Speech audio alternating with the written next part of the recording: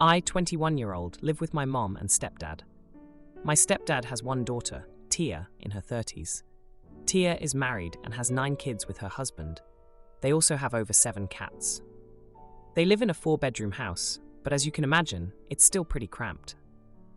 I haven't spent loads of time with Tia, as she was already an adult when our parents got married. My mom and the rest of my immediate biological family really dislike Tia and her husband. I've visited Tia's home quite a few times over the years, and it's always looked like an absolute mess. The house always stinks of cat piss, and you can't even see the floor because there's just stuff everywhere. The kids themselves don't seem neglected before anyone asks. They always look clean. It's just the actual house. Tia's husband is also always working on DIY home projects that never get finished, which also just adds to the clutter and mess everywhere. In my family, we normally rotate around who's hosting the Christmas get-together. Tia last hosted it in 2019. It caused an argument between my mom and stepdad behind closed doors because my mom said if Tia hosts again, she will not be going. As usual, the house was a mess. Tia's husband served everyone, including all the kids of the family, seriously undercooked chicken. It was still cold in the middle. My mom pointed this out, and they threw it in the trash. Luckily, no one had eaten it. They had no gifts for anyone, not even my stepdad, who spent over $600 on their kids. I know gifts aren't absolutely necessary, but this just felt a bit rude. They then unexpectedly asked everyone to leave after we had been there for 2 hours, as Tia's mom and maternal grandparents were coming over. This year, Tia has volunteered to host again and invited us. My mom does not want to go and said we should just stay home this Christmas. This time, my stepdad actually agreed. So we're going to stay home. My older biological siblings also do not want to visit Tia again for Christmas, and all told her they aren't going and said they have other plans. Tia was pleasant about it over text, but on Facebook, she made passive-aggressive posts about how her fake family doesn't want to visit her on Christmas. I may be a jerk because I was growing tired of seeing these posts.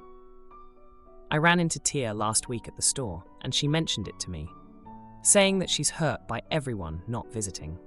I told her very bluntly, we aren't visiting her because no one wants her to host. She and her husband happily accepted gifts from everyone, but got nothing for anyone. Tried to feed us raw chicken, and their house is a mess. Tia and I started arguing, and she said that we should have communicated to her like adults, rather than just not visiting her. But I feel like some things are just common sense. Sorry, this is so long. Am I the idiot? Now, for a few comments before the update. Comment 1. Not the idiot. You did communicate to her like an adult just then when you met. She doesn't understand it and never will. If she really was so sad that your family didn't want to come to a messy house at Christmas, she would have done the adult thing and promised to clean it up beforehand this time and be better, grateful hosts. Comment 2. Not the idiot. Her family, though, are the ones who could say something about the house. At least give her a reason. Happy to have them come to you, but no one wants to set foot in their disgusting house. Now, for the update. Hey everyone, thanks for all the comments on my last post. I've got quite the update for you all. So, after I told Tia why no one wanted to visit her for Christmas, things got really heated. She stormed off after our argument in the store. And I thought that was the end of it. Boy, was I wrong. A few days later, my stepdad got a call from Tia's husband. He was furious, saying that I had publicly embarrassed Tia and that it was causing problems in their marriage. My stepdad, who's usually a calm guy, lost it. He yelled back, saying that their house was the real problem and that they needed to get their act together. I could hear them shouting through the phone from the next room. Now, remember how my mom and the rest of my immediate biological family really dislike Tia and her husband? Well, my mom overheard the call and decided to take matters into her own hands. She went on a cleaning frenzy in our house, saying she couldn't stand the thought of living like Tia. It was like she was trying to scrub away even the memory of Tia's messy home. In the midst of all this, Tia's husband started posting on Facebook about how family should stick together no matter what. It was clearly a dig at us for not wanting to go to their place for Christmas. My older siblings saw the posts and were furious. They started commenting back, and it turned into a full-blown Facebook war. I stayed out of it because I didn't want to add fuel to the fire. But then, the unexpected happened. Tia showed up at our house unannounced. She was in tears, apologizing for everything. She admitted that she had been in denial about the state of her home and how they treated everyone last Christmas. It was a jaw-dropping moment because Tia had never admitted fault before. She told us that she had started throwing stuff out and was trying to get the house in order. She even showed us pictures on her phone of the progress they'd made. It was still a long way from perfect, but it was a start. My mom, who has always been the type to hold a grudge, was surprisingly receptive. She invited Tia in, and they had a long talk over coffee. It seemed like they were finally making amends after years of tension. Tia's visit sparked something in my stepdad. 2. He started helping out with the DIY projects at Tia's house on the weekends. He said he wanted to help his daughter, and that family was important. I never thought I'd see the day when he'd step foot in that house again, let alone help clean it up. Now, here's where the misunderstanding comes in. Last week, I was at the grocery store again, and I ran into one of Tia's neighbors. She started thanking me for what I did. Confused, I asked her what she meant. She explained that Tia had told everyone in the neighborhood that my confrontation with her was a planned intervention to help her realize she needed to change. I was stunned. That was not at all what happened, but if that's the story that was helping Tia save face and make positive changes, then I wasn't going to correct it. So, things are looking up, I guess. Tia and her husband are working on their house. My mom and Tia are on speaking terms, and my stepdad is being super dad by helping out. It's not perfect, but it's progress. But wait, there's more. Yesterday, Tia invited us over to see the house. It was still a bit cluttered, but the smell was gone, and you could actually see the floor. It was a huge improvement. We were all praising her efforts when her husband came in from the backyard, where he'd been working on yet another DIY project.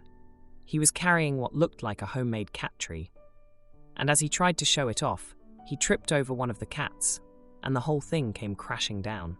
It was like a scene from a sitcom, except it was real life, and we were all trying not to laugh. Tia was mortified, but my stepdad helped him up, and they both ended up laughing about it. It was a weirdly heartwarming moment, seeing everyone getting along despite the chaos. Now, for the next story. For short context, my wife and I, both 26 years old, are homosexuals living in a red state. This incident happened last month, and it's still causing issues. A couple of weeks before Thanksgiving, we got the news that several young nieces and nephews would be coming. The last time my wife and I have seen any of them was when they were still in diapers, so we were excited to see them. Fast forward to a couple of days before Thanksgiving, we get a call from my mother wanting to talk about Thanksgiving dinner. She was telling us how she was planning on introducing my wife and me as friends. "This is your aunt's friend." We both looked at each other in discomfort, and I asked my mom why, and she said, "Well, because they're still so young and they don't need any confusion right now." I suggested that she could introduce us properly, and if the kids questioned it, she could explain to them later, or use the "I'll tell you when you're older" thing. My wife and I would have been completely fine with that. But no, she didn't want any middle ground in it. She was sticking to her guns, her actual words. Then, she asked us what the big deal was, and we told her that we're married, not just friends. My wife added that introducing us as friends would be disrespectful to our marriage and to us. We deserve to be recognized as a couple, just like every other couple that was there. We would have to interact with each other differently and act like we're friends when we're clearly much more than that. And the fact that she was telling us that she was in fact doing it, instead of asking us how we felt about it, added to our discomfort. This didn't convince her, and she was still bent on protecting the kids. So my wife calmly said that if we can't be treated equally, then we wouldn't be coming. I agreed to that and took my wife's side. None of this was said to my mother in a rude way. This made my mother furious. She ranted about how she bought enough food for everyone, including us, and how she was cooking our favorite sides. I told her that it was all pointless if she was just going to drive an invisible wedge between us the whole time, and that I was sorry, but I was taking my wife's side on this. Well, she hung up. We had our own Thanksgiving with my wife's family and a lot of our friends. But since then, my mother has not let it go, blowing up my phone constantly, guilting me, talking about how everyone asked where my wife and I were, to which she said that we bailed last second. It is December now, and she'll mention it at least twice a day. Now I'm starting to think that I was in the wrong, and that I should have talked to my wife about it, but I didn't know what else to do. Am I the idiot? Now for a few comments before the update. Comment 1. Not the idiot. And if you have contact information for any of the family members, you should send them a message and set the record straight. My wife and I did not attend Thanksgiving due to our relationship being disrespected. My mother made the choice to be bigoted and dismiss us and our love. Until she accepts us as a couple, we will not be seeing her. And see how that ripple unfolds. Comment 2. Not the idiot. Be proud of yourself for this one, honestly. You are a strong individual for standing up to your family. It takes a lot to do. Do not fault yourself like she wants you to for her mess up. I grew up with same-sex couples at holidays and never once really questioned it, and that was before it was viewed more openly. It's very hateful to ask you to hide it for the kids. You did great. Be proud. Now, for the update. Hey everyone, it's been 2 weeks since I last posted about the Thanksgiving drama with my mom, and oh boy, do I have an update for you all. Buckle up because things have taken some turns. After the whole ordeal with my mom, my wife and I thought we'd get some peace, but that was wishful thinking. My mom's calls didn't stop. She kept bringing up Thanksgiving, saying how hurt she was that we didn't show up. I tried to explain our side again, but she wouldn't have any of it. It was like talking to a brick wall. Now, here's where things get really messy. My wife's birthday was last week, and we decided to have a small get-together at our place. Just a few close friends, nothing big. But guess who decided to show up unannounced? Yep, my mom. She came bearing gifts and a cake, acting like nothing ever happened. My wife and I were shocked, to say the least. We didn't want to cause a scene, so we let her in. The tension was thick enough to cut with a knife. My friends could sense something was off, but they didn't know the whole story. My mom tried to be all chummy with my wife, but you could tell it was forced. The night was going okay until my mom pulled me aside. She said she wanted to apologize and make amends. I was hopeful for a second. But then she dropped a bombshell. She told me she had been talking to my ex, Jenna. Now, Jenna and I had a pretty intense relationship back in high school. We were each other's first loves, but things ended badly when I came out. I hadn't spoken to Jenna in years, and I couldn't understand why my mom would bring her into this. Turns out, my mom had been confiding in Jenna about the whole friend situation and how she felt I was being unreasonable. Jenna, who apparently still held a grudge against me for breaking up with her, was all too happy to take my mom's side. She even suggested that my mom should try to turn me back to men. I was floored. My heart broke not just because my mom would do this, but because she would go to someone who used to mean so much to me. I confronted my mom right there, asking her why she would involve Jenna in our personal business. She just shrugged and said she needed someone to talk to who understood her perspective. I couldn't believe it. My wife overheard the conversation and was understandably upset. She felt betrayed that my mom would go behind our backs like that. The rest of the night was a blur. My wife asked my mom to leave, and after some resistance, she finally did. The party ended shortly after, with everyone feeling pretty uncomfortable. Since then, my wife and I have been trying to process everything. We've had long talks about trust and boundaries. It's been tough, but we're getting through it together. My mom has tried to reach out a few times, but we've decided to keep our distance for now. We need space to heal and figure out how to move forward. And as for Jenna, she sent me a message on social media, trying to rekindle our old friendship. I didn't respond. Some doors are better left closed. Now, for the next story. I, 27 years old female, have been in a relationship with my boyfriend, now ex-boyfriend. 27 years old male, for 5.5 years. We're originally from X country, but moved to Y about 3 years ago. Despite my boyfriend having a bit of a nasty temper, he treated me well overall. We met in college, and during a challenging time, I supported him financially and tutored him for free. After college, I helped him land a great job. When I got a job in Y country 3 years ago, I assisted him in finding a job there and even covered his flight tickets. I've even met his parents a few times, and they seemed like nice people. Fast forward to 6 months ago, a random girl, 27 years old female, contacted me on Facebook, introducing herself as my boyfriend's girlfriend. She's in X country, planning an online surprise birthday party for him. Apparently, he told her I was his close friend, so she wanted to invite me too. Here's where the part that I might be the AH begins. I continued the conversation with her, like everything was all right, so that I would gather as much info from her as possible. She and my boyfriend had been dating for 8 years, 5.5 years overlapping with my relationship, and they had set the date for their wedding in 6 months. I felt blindsided, livid, and was utterly depressed, so I confronted my boyfriend about this, and he didn't even bother to hide the truth. He said he had no choice but to be loyal to her because she's the one he met first, and everything was planned for the wedding. I asked him what would become of me and why he did this to me, but all he said was that these things happen. He would continue his relationship with me even after his marriage, and that I should suck it up, since he was apparently doing this as a favor to me. So I spent the next few days pretending like everything was okay. We didn't meet in person, so it was easier to just pretend. Meanwhile, I documented pictures/screenshot chats of everything we did during our 5.5-year relationship and made them into a folder. Then, I contacted his other girlfriend and sent her all the proof. She initially thought I was lying, but after going through the evidence, contacted me again to apologize. She also provided proof of their relationship. To our disgust, we discovered he had given us the exact same things for birthdays, anniversaries, etc., with identical pickup lines, identical messages on some days.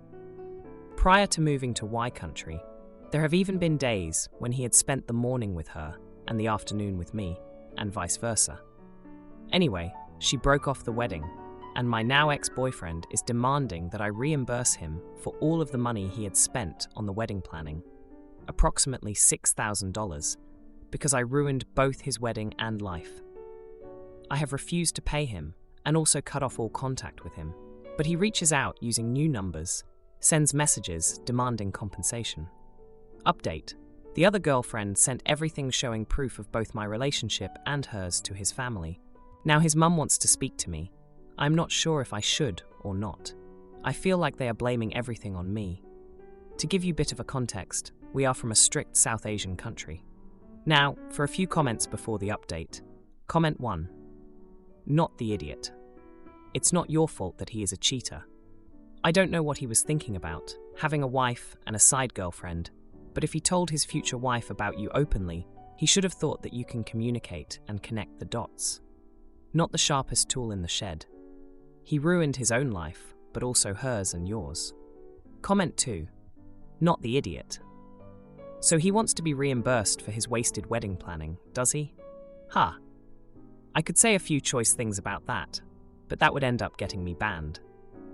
I think you should send him a bill for everything you have given him over the years and sue him for breach of promise. Let's see how he likes them apples. Now, for the update. Hey everyone, thanks for sticking around after my last post. It's been a wild couple of weeks, and I've got some updates that will make your head spin. So, after my ex's other girlfriend sent all the proof to his family, his mum reached out to me. I was hesitant, but I decided to hear her out. Turns out, she was under the impression that I was some sort of temptress who led her precious son astray. She demanded that I apologize for ruining the wedding and their family's reputation. I was floored. Here I was, thinking she might be sympathetic, but nope, she was on a mission to make me the villain. I tried to explain my side, but she wouldn't have any of it. She even had the audacity to suggest that I should have been more understanding and accepted my role as the other woman, since I wasn't the one he was engaged to. I couldn't believe what I was hearing. This was the same woman who had welcomed me into her home, the same one who had watched me support her son through college, and now she was basically telling me I was disposable. Meanwhile, my ex was relentless. He started showing up at my workplace, causing scenes that had my colleagues whispering and my boss raising an eyebrow. It was humiliating. He even left notes on my car, each one more aggressive than the last, insisting that I owed him for the wedding expenses. But here's where things get even more twisted. Remember how I mentioned that I helped him land a great job when we moved to Y Country?